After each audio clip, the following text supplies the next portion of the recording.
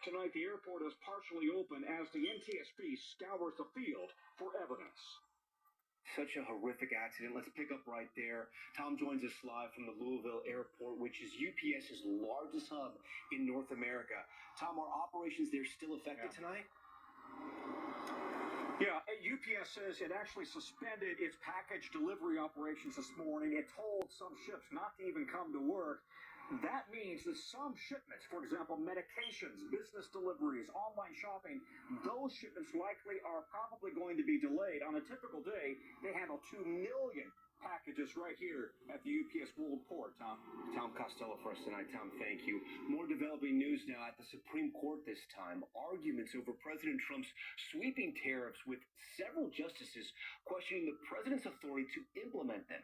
Senior legal correspondent Laura Jarrett joins me now. Laura, the conservatives seem to really give a hard time to the lawyer for the Trump administration. Tom, this is a core part of the president's economic agenda, and tonight it appears to be that these tariffs are in real jeopardy. You had every member of the conservative majority pressing the Trump administration's lawyer about how these could possibly be justified when the federal law at issue says nothing about tariffs, and these could cost the average consumer roughly $1,200 by the end of this year. Now, the court seems to say this is really something that Congress should be doing, not a matter for the president. Understand, says this is about national security, but at least one of the justices says, how are you going to unwind this if we were to actually strike this down? Yeah, so you mentioned the consumers, the businesses also affected.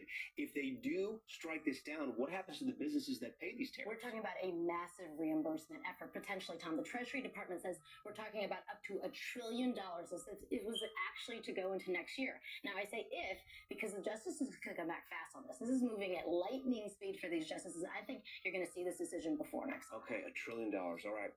Thanks so much, Laura. Now to the big wins for Democrats in those high-stake races across the country. Today, President Trump weighing in on why he thinks Republicans lost. Here's Sam Brock. After marquee wins for Democrats in New York, New Jersey, and Virginia, President Trump downplaying the defeats, noting Democrats won in blue states. Last night it was, not expected to be a victory. It was very Democrat-heavy. I don't think it was good for Republicans. I don't think it was good. I'm not sure it was good for anybody. Saying the federal government shutdown cost the GOP. The shutdown was a big factor, negative for the Republicans. And that was a big factor. And they say that I wasn't on the ballot was the biggest factor. But I don't know about that, but I was honored that they said that. While today in New York City, last night we made history. 34-year-old Zohran Mamdani, barely on the political radar a year ago, is now mayor-elect. The Democratic Socialist winning with campaign pledges like universal child care and government-run grocery stores. Are you worried folks think that might happen overnight? And what would your first step in office be from day one? My first day in City Hall will look like my last day. It will be focused on the cost of living crisis. Mamdani winning just over 50% of the vote in a three-person race in his victory speech going after President Trump. So Donald Trump, since I know you're watching, I have 4 words for you. Turn the volume up. The president responding, posting, and so it begins. Republicans argue that Democrats will pay a political price for Mamdani's victory. You have an avowed socialist now taking the helm of the Democratic Party. He will become the face of the Democrats nationwide. While in Virginia, Democrat Abigail Spanberger winning the governor's race, and in New Jersey's contest for governor, Democrat Mikey Sherrill easily defeating Trump-aligned Jack Ciattarelli. I'm working for everyone. Every single one of you. And tonight, California Republicans are suing, calling a newly approved redistricting map designed to give Democrats more congressional seats unconstitutional racial gerrymandering. Sam joins us live now. Sam, back to the mayor's race. We know Mamdani has faced backlash over his past criticisms of the NYPD. He was asked today about whether he'll keep the police commissioner.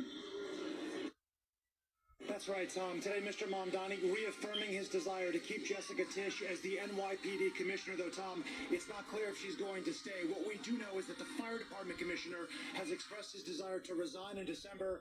He has not provided a reason why. Tom? Changes underway. All right, Sam, we thank you. Also tonight, what the FBI says started out as a thwarted Halloween terror attack has now grown to include 3 more arrests across the country.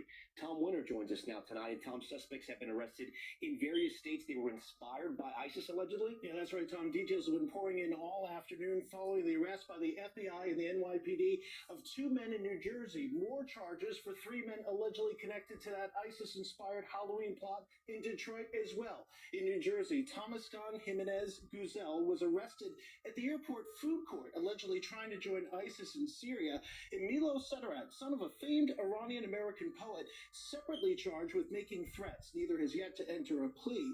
All told, 5 people have now been identified as having been involved in that Detroit plot, some allegedly purchasing assault rifles and over 1,000 rounds of ammo. Law enforcement is deeply concerned that this investigation shows ISIS continues to have support among so-called lone wolf attackers, and in some instances is back to having direct communication with its followers, Tom. Tom Winter with those new arrests. Tom, we thank you for that. We head overseas now because tonight we have a rare look inside of Gaza. Our reporter traveling into